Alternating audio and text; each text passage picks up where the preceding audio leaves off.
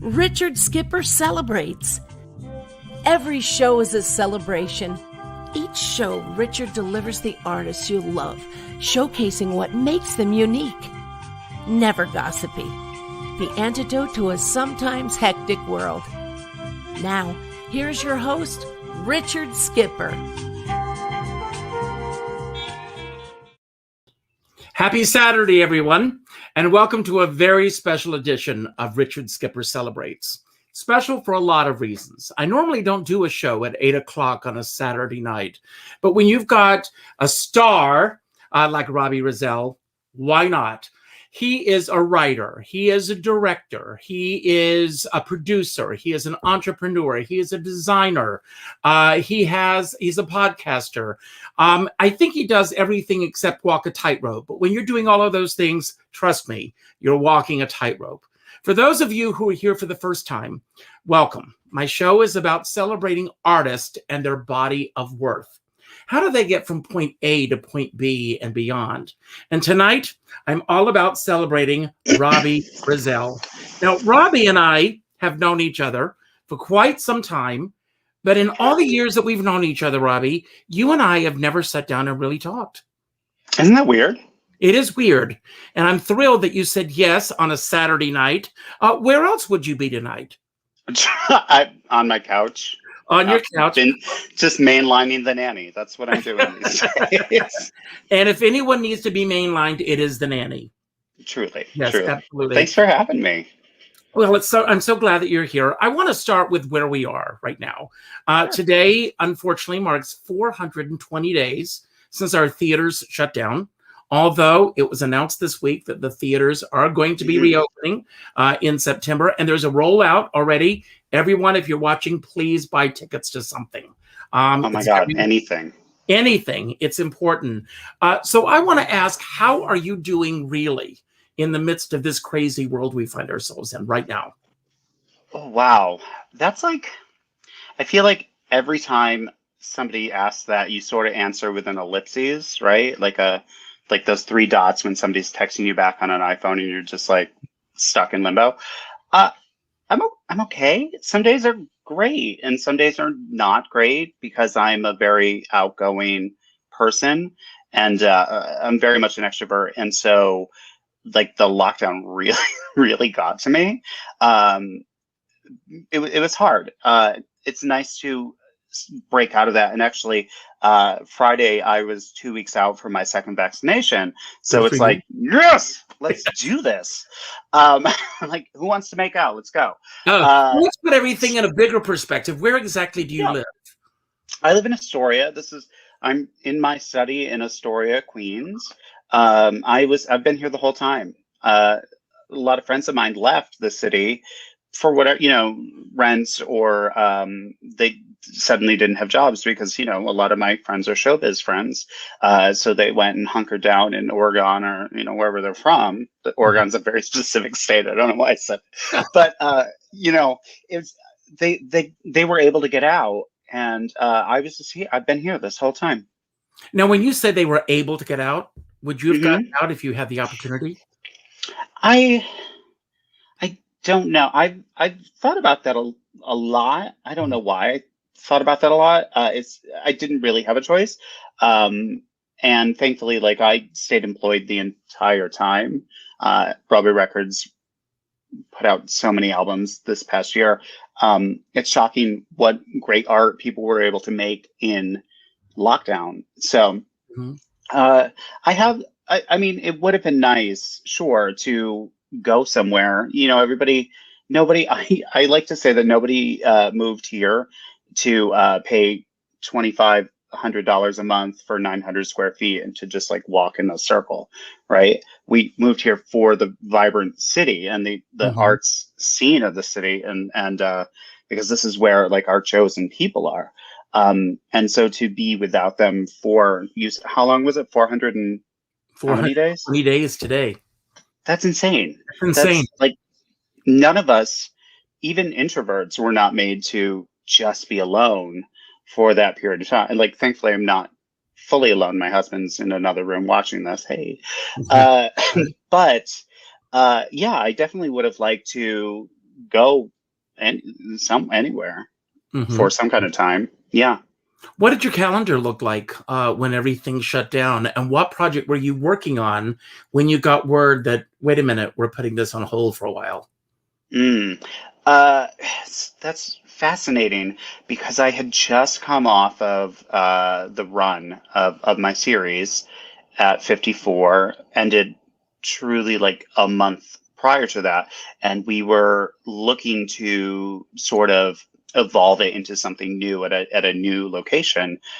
So that's really what I was working on. And I was also working with Jennifer Diamond on her new solo show. We were in like knee deep in rehearsals for a show that was like a month out. Hmm. And truly, we were like emailing the club 54 Below, saying, "Hey, what is this going to happen?" Because remember, everything was going to shut down for 2 weeks. Everything was 2 weeks, right? And so we were like, "Oh, best vacation of my life." And I kept saying, like, I wished for a little bit of time off, and I should have been more specific in that request. uh, Truly, you know what I mean? Yeah, Like absolutely. Well, I want to ask you, I we, mean, my husband and I, he's in the other room watching as well. hey, And hello to Leonard, who's watching here. We're hmm getting MASH notes from Leonard. I just want to let you know that. No, oh, no, that's he's sending his love from the other room. yeah, Um, we live in a house in Rockland County. okay. I have not been in Manhattan since March 10th of last year was the last night that I was in Manhattan. Um, I feel for us personally, and again, we have a house, we have lots of space, hmm that this year has brought us closer together on so many hmm levels. Do you feel the same thing, or are there moments where you go, I need to get away?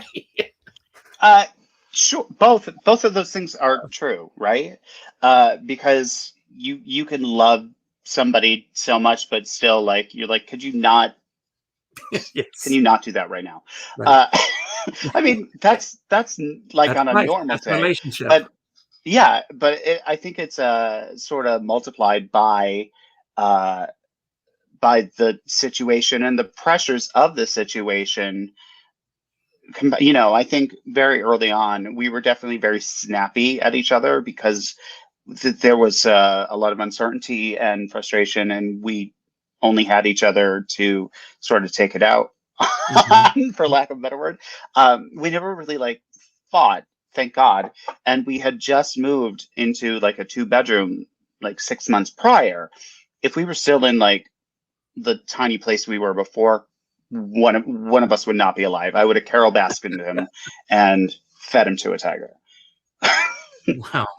Now I want to go back. I want to, Sure. really examine the path that got you to where you are now. Where are you from originally? I grew up in upstate New York in Binghamton, New York, Okay. which is it's called the Triple Cities. It's right near the Pennsylvania border. Right. Brothers, Yeah, sisters? so many. I have six brothers and sisters, which is too many. Like wildly, like it's too many. Uh, I am the oldest. Wow, I'm the oldest of four. So It's do you have oldest child syndrome?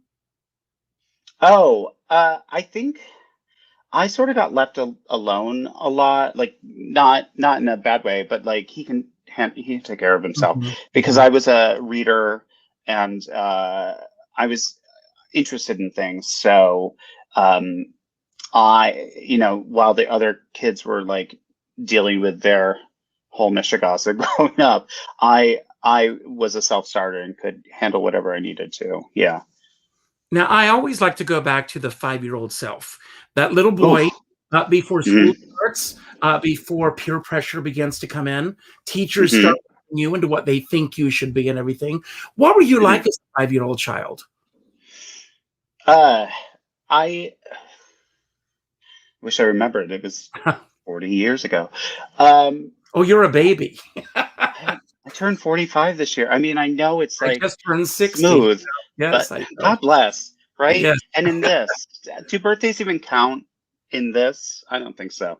Uh, I kept anyway, 5 years old. I was a self-starter. Like I said, I know I watched a lot of cartoons on Saturday mornings. I remember that, and a lot of 70s television reruns, definitely. Like that's where, and and I think actually, if you know my work at all, it's very much inspired by like the Absolutely. 70s sitcom rhythms, for sure.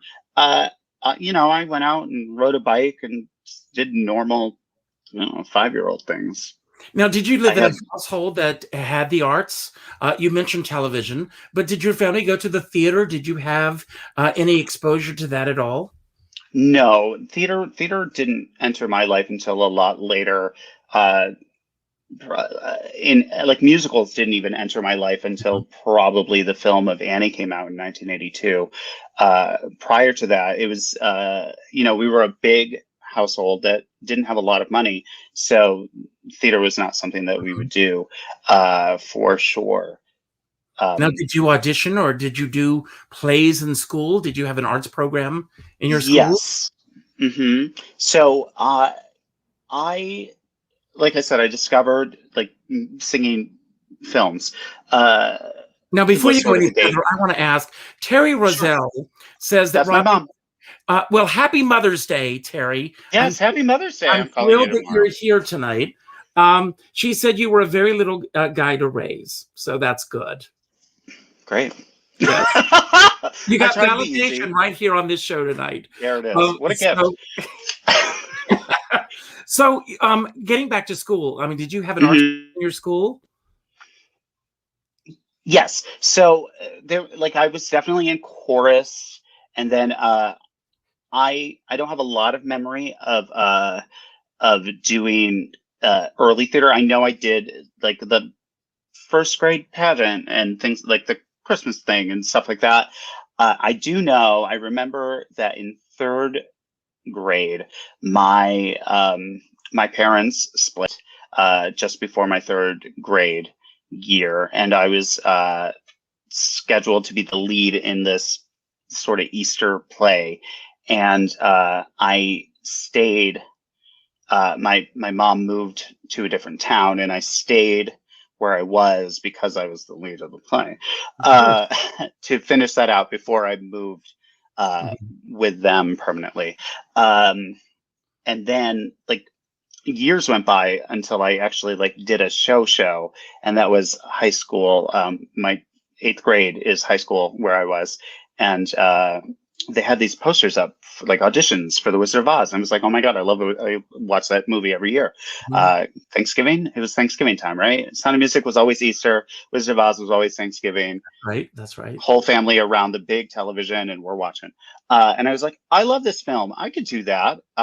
So I auditioned because what do I have to lose? I'm like the little probably gay kid Hmm. at that time. Uh, I'm not doing sports. I'm taking home ec because what am I going to do in woodshop? Like, of course, I'm going to try out for the musical. I auditioned. I got a lead because I play leads, and That's right, of course. You're a yeah, no, star. You're a star. that's kind. I'm No, just it's a guy. true. I think you are. Thank you. So I got cast in The Wizard of Oz as the Scarecrow, and that's where like I found my where I belong. Like I found my people, and You know, it's I very think that interesting. Excuse me, that happens with so many yeah, kids when they get into hmm that show that they finally find a place where they are comfortable. But there's a right. difference between finding your niche with a group of people hmm and saying, this is what I want to do with my life. Did that happen in the rehearsal process? Did it happen the first time you were in front of an audience? Or did it happen Oh, much later? so that's wildly interesting. I I was I went to a very dark place in my life around that time because again I was a definitely like a gay kid who was like just walking through the halls singing, you know, from Singing in the Rain because like that's what I loved, or the sound of music. And I was constantly bullied because of who I was. And then doing The Wizard of Oz, playing the Scarecrow, and being in front of a sold out. Granted, it's a sold out house because it's a high school musical with a Right, of course. thousand munchkins. So every parent in the world has said, you never saw so many video cameras hoisted on shoulders in your life. But I wish somebody would send a tape of that. I'd love to see it. Anyway, but doing that and getting that first laugh and that first like recognition of a song, and I'm the vessel for that, like, is what flipped it for me. And I decided right then, I'm going to spend the rest of my life doing this and giving back to this, because this is what has saved my life. Now, at the same time that this is happening, Mhm. you find your community with the theater. Yeah. You were a bullied child. It And sure was. I can relate. Mhm. But when you, from that moment that you appeared on stage in front of an audience, did that make you a stronger person in terms of dealing with the bullying? Did the bullying subside a little bit because you had started this show, or did it intensify? I think both. I think that high schoolers are cruel, can be cruel, or were certainly when I was coming of age, and it intensified on one side, but another side of it, the theater kids, especially like a group of seniors, like senior girls, surrounded me and protected me, and because I was funny. I learned to be funny very quickly because I knew that would protect me, right? And it's been interesting to me this past year thinking about that. And as I created the show and my record, it all comes from that, and it's sort of like a take a broken heart and turn it into art. You know, everybody has that sort of cliche, but those people who like surrounded me and took care of me, they're all touchstones to me, thankfully. So I knew very much that I would spend the rest of my life in this field, because if it can save me, it can save somebody else. Now, have you ever had the experience of going back for a reunion? No, I almost did once. There was like a massive show choir. I was definitely in the show choir. You're welcome. Which is weird because I'm definitely a park and bark character actor guy. I'm not a dancer. So it's just wild to me that I even know what a jazz square is. It's the dumbest thing. But like people dance around me while I sing. It's just the Nicely Nicely Johnson track. That's all I really need. So they had like a massive reunion, and I was scheduled to go, and something happened. There was some kind of emergency, and I wasn't able to, and I wish I had. But I will say, a lot of those people who like cocooned me when I started this weird cabaret career that I fell fully backwards into, that first show was full of those people. They all came and paid wildly exorbitant prices to listen to me for 75 minutes and watching me do my idiot shtick. It was so lovely to see them again and to just feel like it brought it full circle and put a bow on it, and I can put that away. That's great. And what were the next steps after The Wizard of Oz?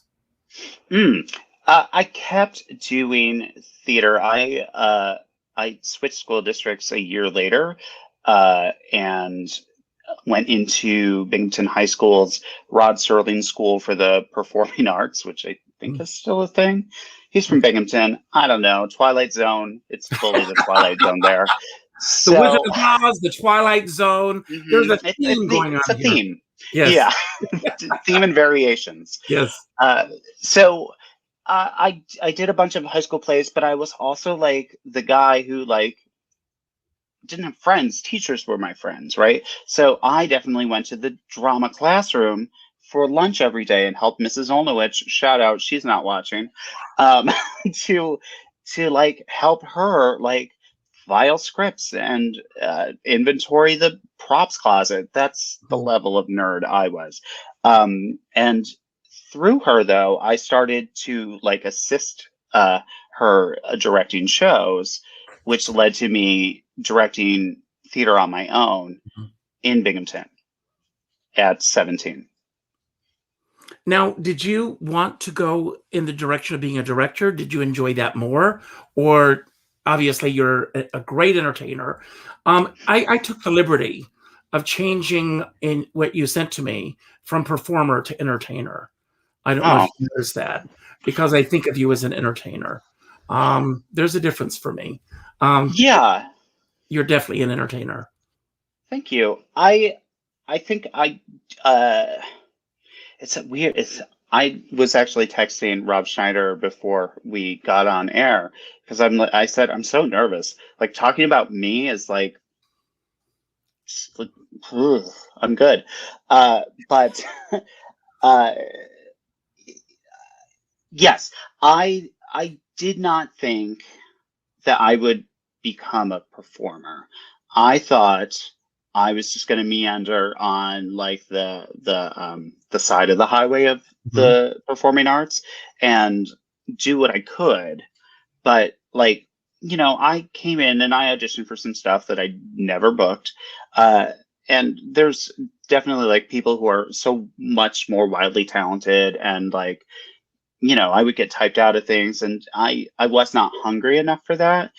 But what I decided was to start making my own things where I don't have to fit what somebody else wants from me. I can just be me. And I mean, it's working. Don't tell people. You mentioned that you came in for a few auditions. I'm assuming you mean New York City. Yeah. Where did you get the wherewithal to make the trek to come to New York to audition? When at the end of the 90s, like 96, like there were 2 cast albums that were in heavy rotation on my boombox. Again, you're welcome. And they were Rent and Songs from New World, and they truly just played in rotation. And I saw myself in Anthony Rapp. I saw I could do that. That's something I can do. Turns out I didn't do that, but I could.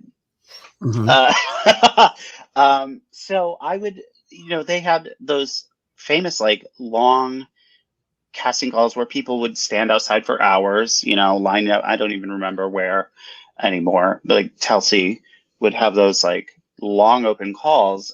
You had to learn a pop tune, which was hard for me because I'm suspicious of anything written after 1964. It's like, did Ella Fitzgerald record it? I don't know it. But you had to learn like yes, right? Yes. You had to learn a socially significant pop tune, and mine was "Show Me the Way" by Styx because it played a lot during the Gulf War. Yes. Okay. I'm throwing references that are insane. I'm so sorry. No, I get every one of them. So. But I sang that, and then I had to learn parts of the score. I was never cast. They were not bringing me in. Like they were bringing me in, but they weren't getting it for me. And I just, I wasn't hungry enough to wait outside at 5:30 in the morning. That's not my jam. I mean, listen, if somebody one day turns to me and goes, I'm going to mount Bye Bye Birdie and you're going to be Harry McAfee. It's built around you. Great. Thank you. I can't wait to do it. But obviously there was a point where you made a decision to move to New York. How did that happen? And when I say New York, I mean New York City. Yeah. So I spent a lot of my 20s sort of all over the country. I was doing stuff in Tallahassee, Florida. I was doing stuff in Austin, Texas. Working and also some, but also like working to support the theater habit because artists are not paid nearly what they should be. So, it's like Taco Bell because you get a free meal and do Evita somewhere, right?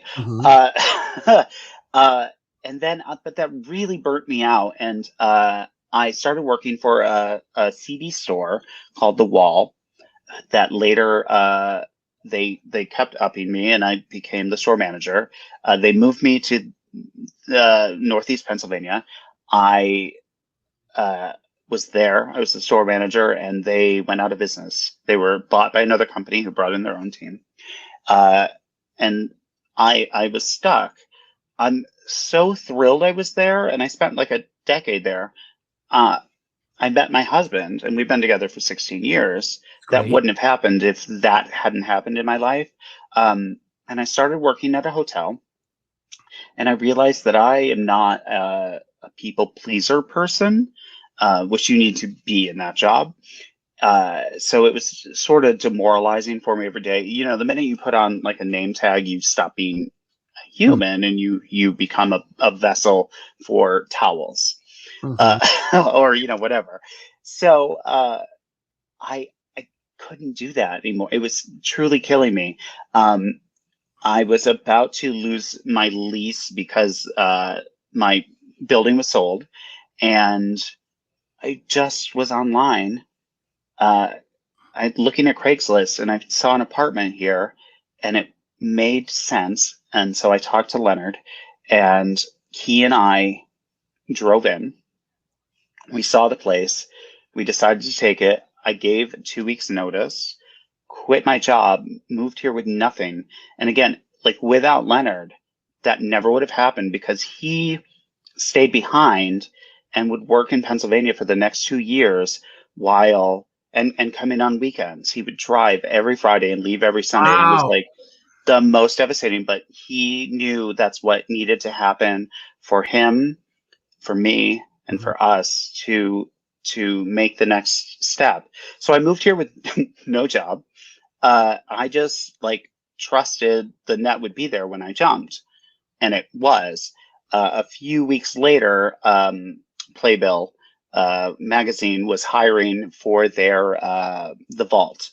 They have this beautiful website called playbillvault.com, and they were hiring a digital archivist to like scan the playbills and tag them. That's it, for $10 an hour. I applied, and this is actually when I met you. Weirdly, so I applied for the job, and when they hired me, he said to me, "You are so overqualified for this. I'm scared that we'll lose you really quickly." And I said, "Maybe you'll find other things for me to do."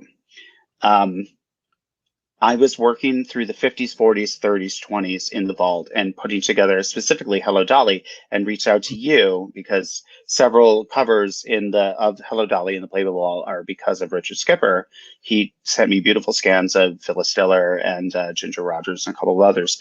And you were so lovely. We had like a lovely long talk on the phone that day. So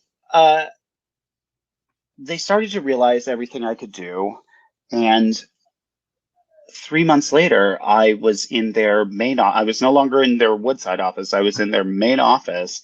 And 3 months after that, I was their creative director, designing like Playbill Pride and things like that, which was like, it's so interesting that so much of my work revolves around gay sort of things.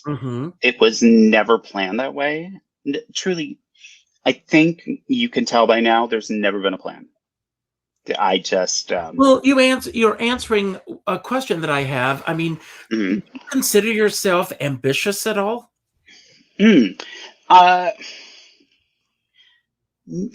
No, I don't think I'm ambitious. I think I get bored easily, and I have like, thankfully, like this treasure trove of skills, right? And so I'm able to apply what I can do very liberally, many different ways. But those skills that you have, were they always there? Or are these skills that you've adopted over the years?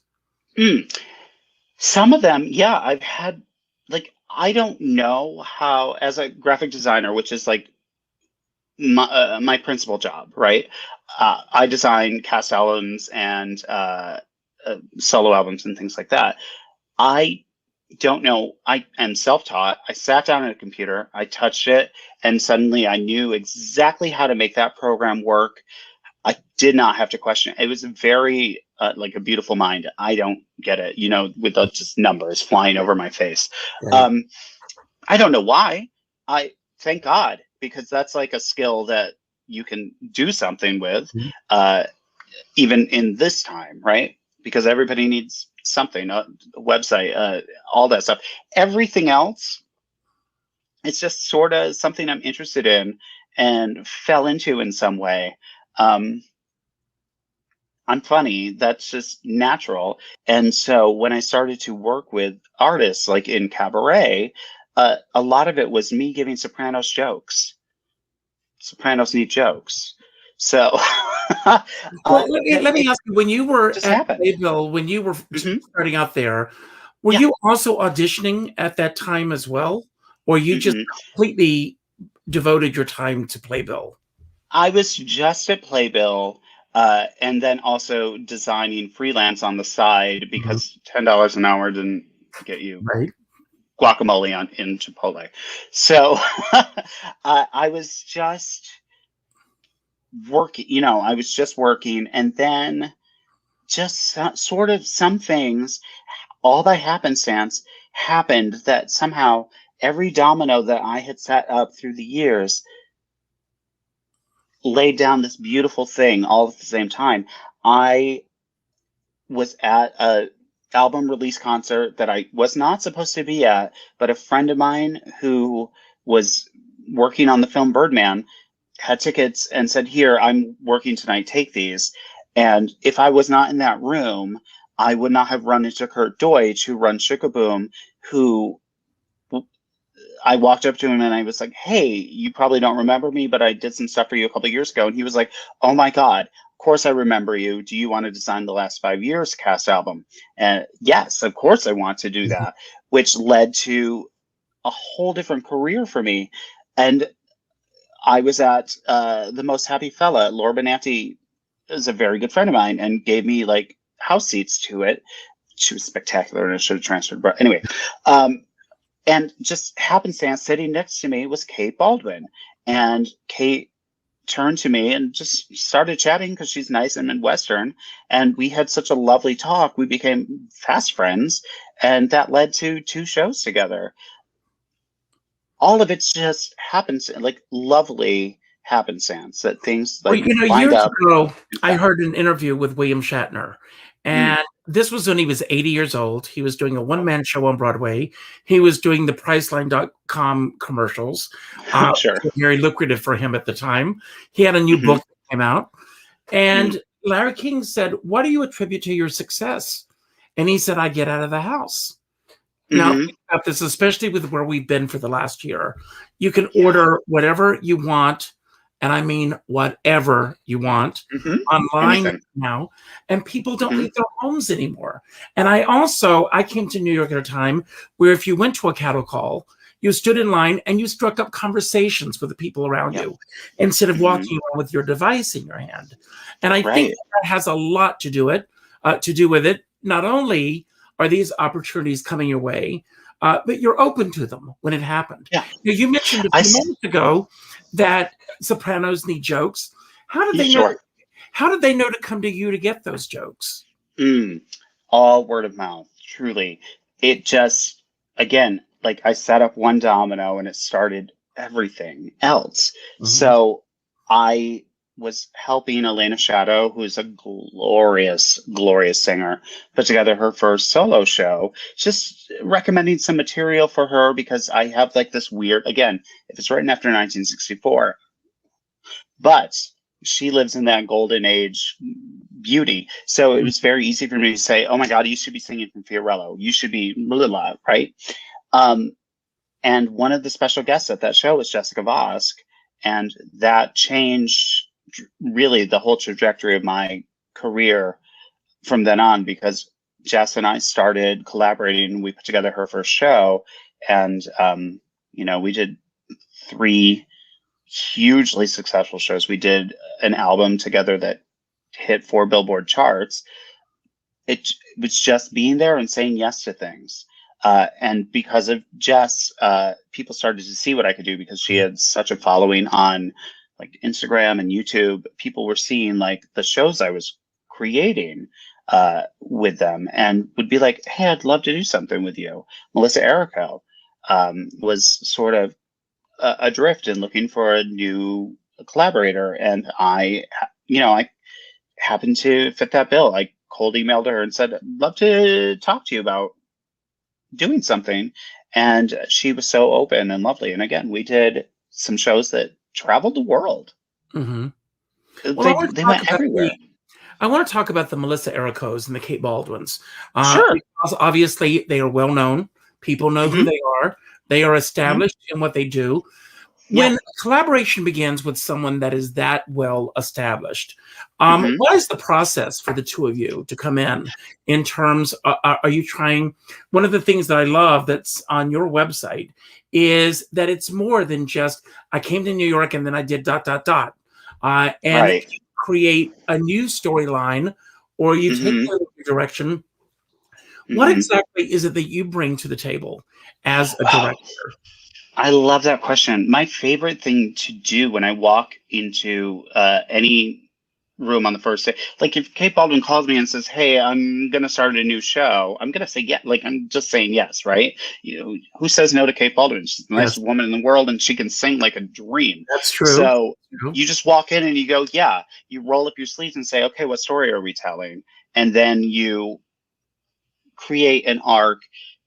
Often like the casual viewer who's paid way too much money to sit in the dark and watch her does not even realize the sort of arc that's been created, but it's there, right? The bones.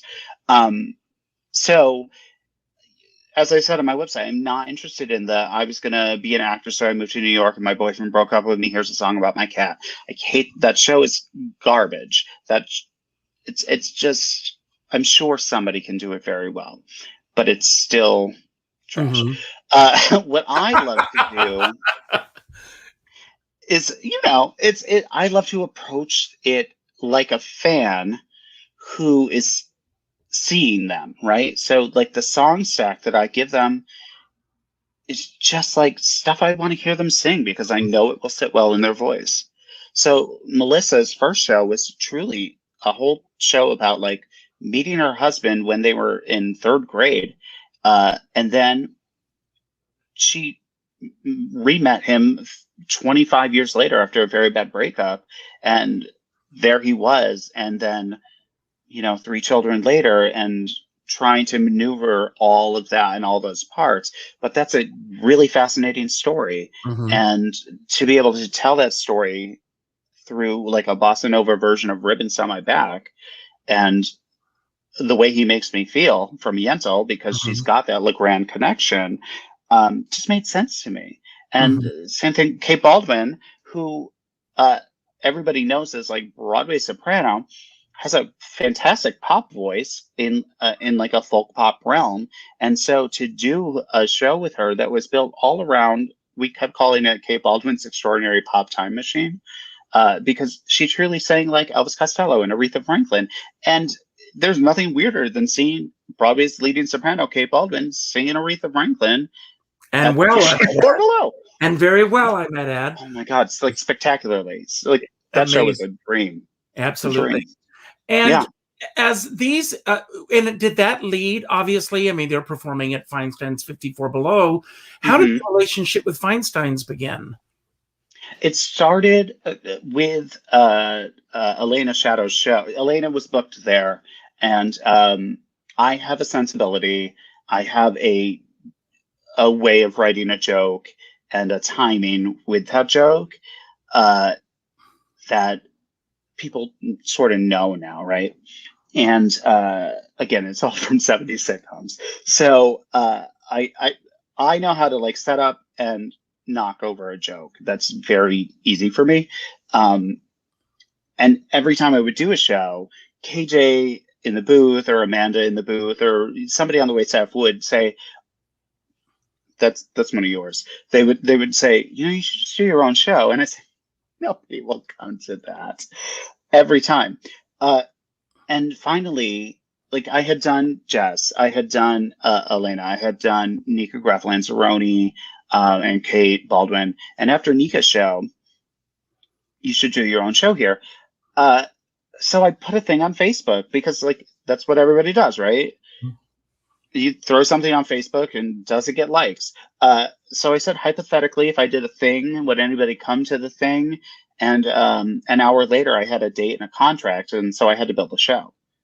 And that's truly how it all happened. Now, did you bring an outside fell director in to backwards. direct you as well? No, You did it yourself. I did. Yeah, because I have a sensibility and a way that I like things, and a lot of the shows that I build for other people, I just retrofitted to myself. My shows always have bizarre, wonderful medleys in them, like a Marilyn May. Well, I will tell you something funny. So I sat down today, and I said, I don't want to say her name because she'll go off right now, but you know who? Play Robbie Rozelle. And do you know what the first song was that came on? Was it the Wicked Little Town? No, Jam Today. Oh, Jam Tomorrow. Jam Tomorrow. Alice in Wonderland. Because Carol's sending me a message. It's truly shocking to me that I'm the only recording of that that's available in the world. That is nuts. That series was a touchstone for me. My mom, who's watching, can attest. She filmed it on the VCR. It was too early or too late for me to watch it live, but I watched it the next day. That Jabberwocky scared the hell out of me. All of it. I loved it so much. It's truly like the Love Boat. They just keep shoving. It's like every murder she wrote in 2.5 hours. Right. Just like celebrities, right? I loved it so much. But because it was such like a touchstone to me, I knew, because the show and the album that we subsequently made of the show are sort of all these touchstones of things that kept me alive and kept me sane. And Jam Tomorrow was like the ultimate of that. So that's the encore. It's just so weird that's like that was not been recorded by anybody. Of course it did. And that who knows you. But that CD is so much fun.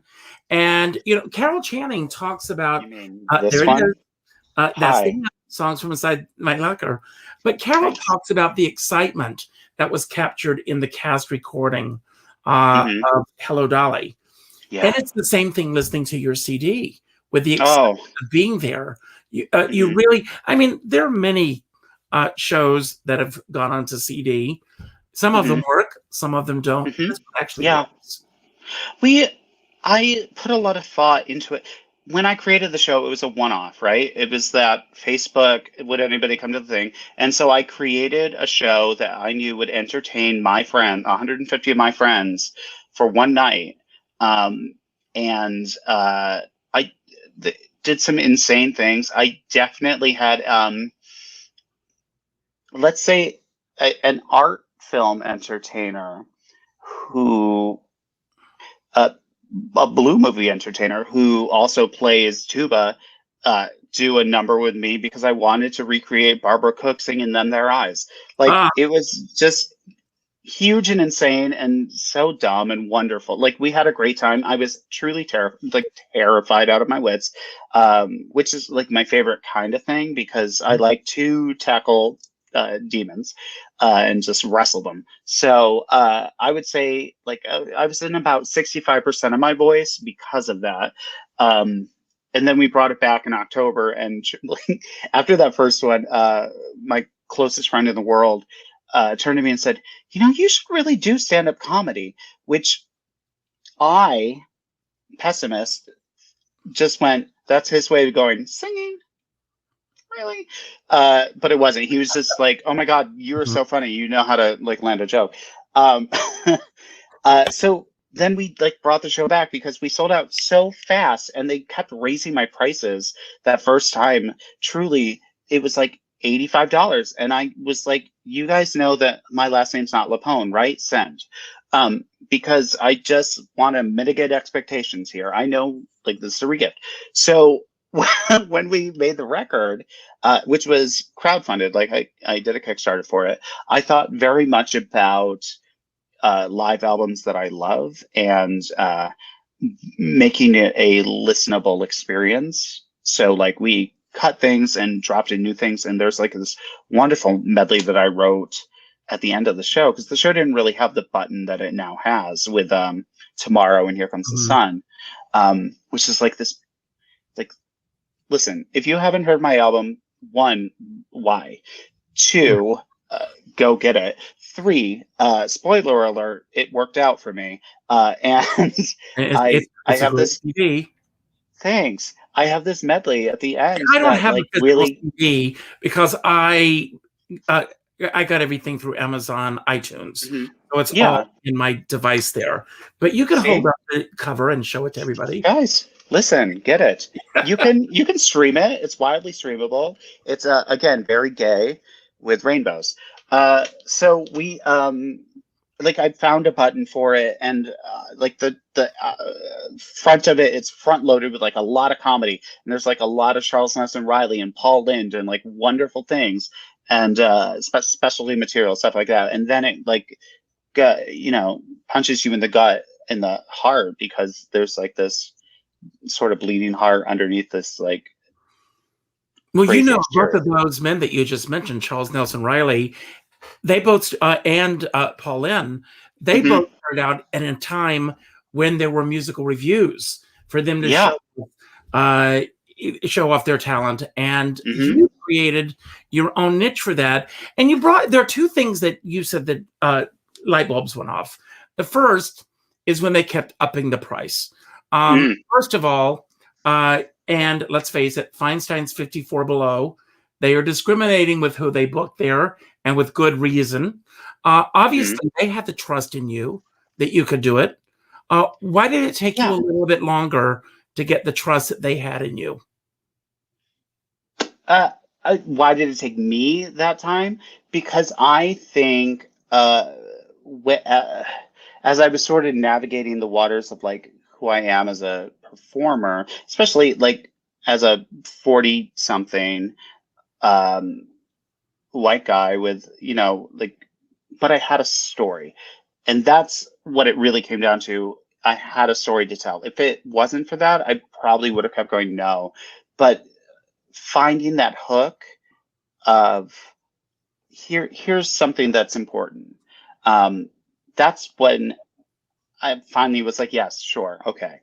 But yeah, you're right. They had the faith, and honestly, they brought me back a lot. And then I had that residency for 7 months where I just did the Rosie O'Donnell show. So yeah, they definitely they saw something, that's beautiful to see, right? It's absolutely beautiful to see. You also mentioned the demons that you wrestle. Where do you draw the line? I mean, you are a great director. You've worked with great artists. And I see a lot of cabaret. And I celebrate every artist wanting to tell their story. Sometimes I feel, to the detriment of the artist, that they don't know the audience that they're playing to. And if someone's doing a benefit, for example, or they go into a situation where that audience didn't necessarily buy tickets to see that person. And I think that sometimes we all as artists need to know who we're playing to.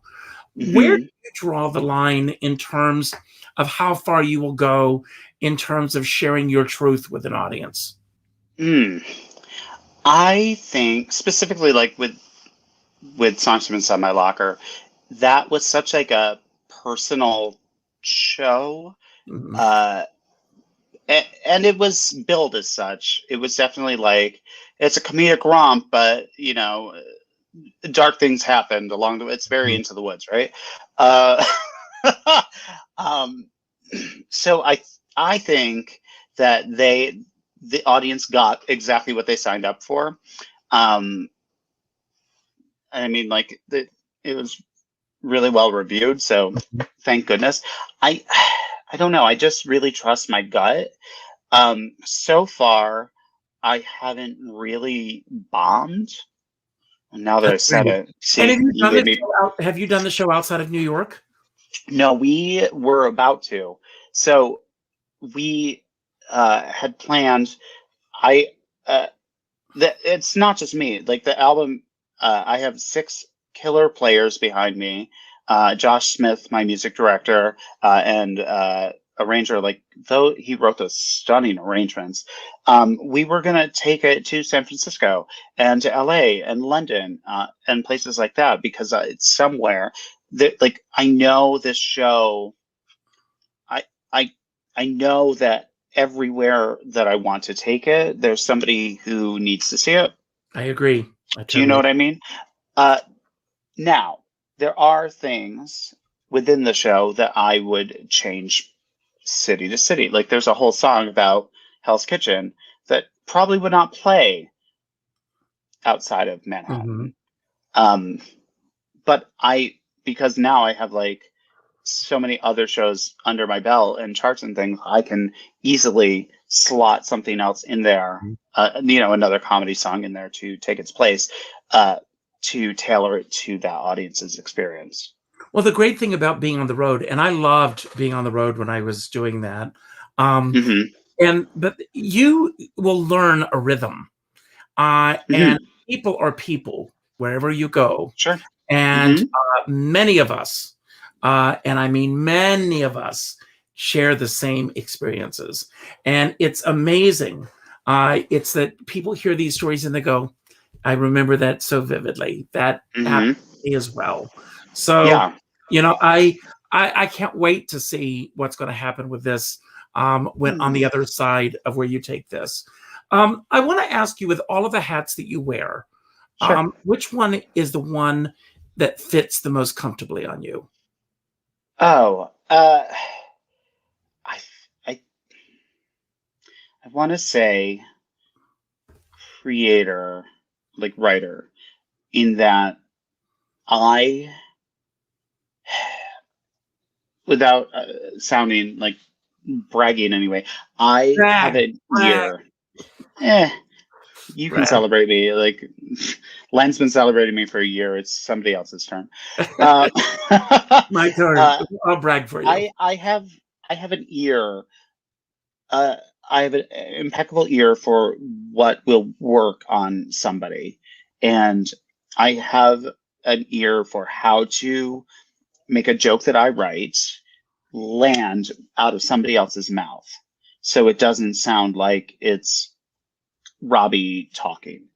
Because I have my own cadences and things like that, but I know how to take, and especially like on the fly, like something that happens that in Melissa Errico is a great example of that. We did the Sondheim show truly everywhere in the world, and on the final night that she did it in New York, when her album of it came out, which was a stunning album, Yes, absolutely. she her makeup artist didn't show up, and Melissa was like, "Oh my God, when are we?" And I was like, "It's fine. You're singing as you're not doing Jerry Herman. Just put on a lip. It's everything's fine, right?" But she was like, "I need to say something about this." Like, she just kept thinking, "I have to talk about this somehow." And so on the way down in the elevator, I said, "Listen, all you need to say is we had a little bit of a night tonight. My makeup person didn't show up. Thankfully, somebody on my team watches a lot of Drag Race, so here we are." Uh, right? Just on the fly, truly from 10 to 1, like den to cellar. And the joke flew out. She got on stage, sang her first song, delivered that joke with impeccable timing, brought down the house with it. And I ordered a gin and tonic because I just know, I know how to put that into somebody else. Well, it's live. So that, Magical. yeah, I Well, love it. speaking of live, and I'm going to ask a Yeah. question that you don't have an answer for, but how do Okay. you think that cabaret will come back? Oh gosh, I really don't know. Somebody asked me this question like 8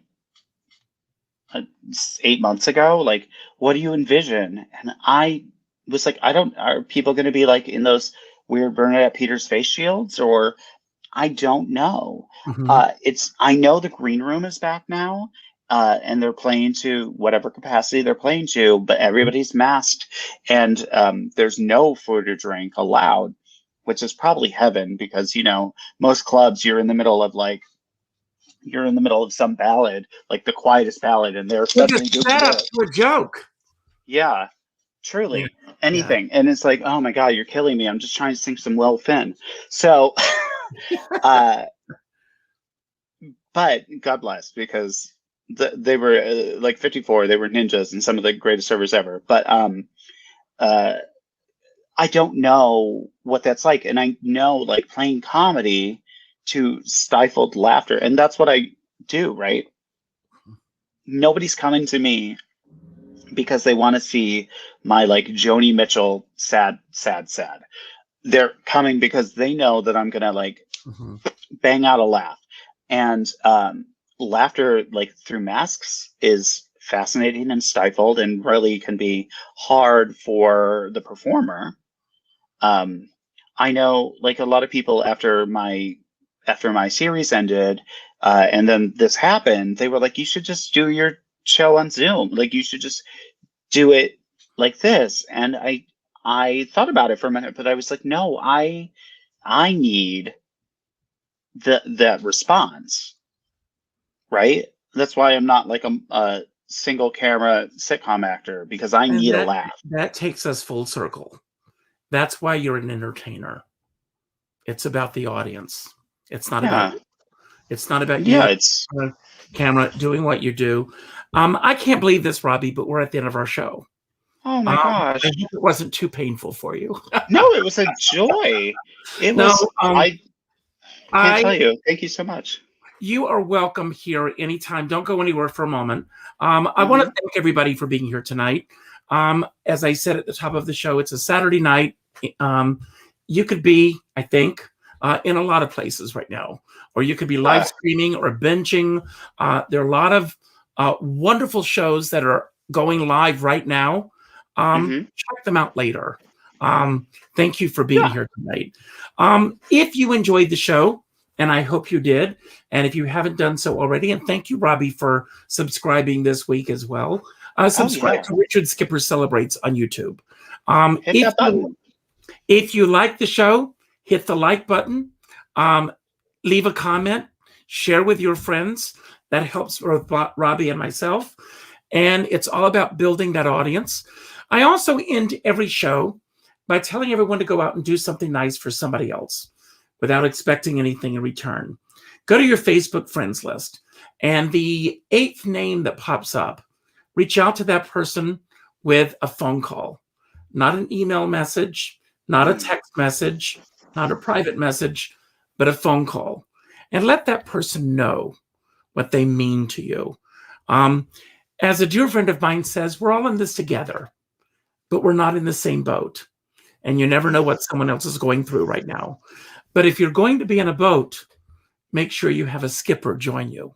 Think about that for a moment. Now, before I leave tonight, I'm going to leave the screen and I'm going to give you the stage to yourself. And Oh. you've got the final word.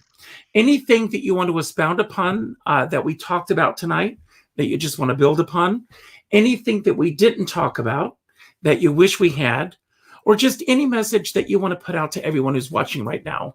I'm such a fan of yours, both on stage and off. The work you do is amazing. You are always worth celebrating. And you're welcome here anytime. And thank you for being here tonight. And It was truly my pleasure. I'm going to turn the stage over to you. Oh gosh. Okay. I thank you so much for. I feel like I won an award. Thank you. Thanks for anybody truly for caring.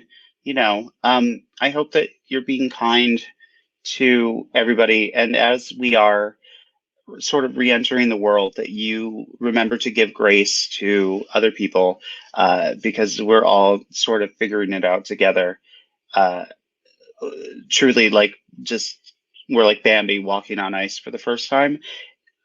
So keep that in the back of your mind as you're if somebody flakes on you because maybe they're not where you are, or they're not ready to meet that moment yet. That's what I want to say. Just be kind.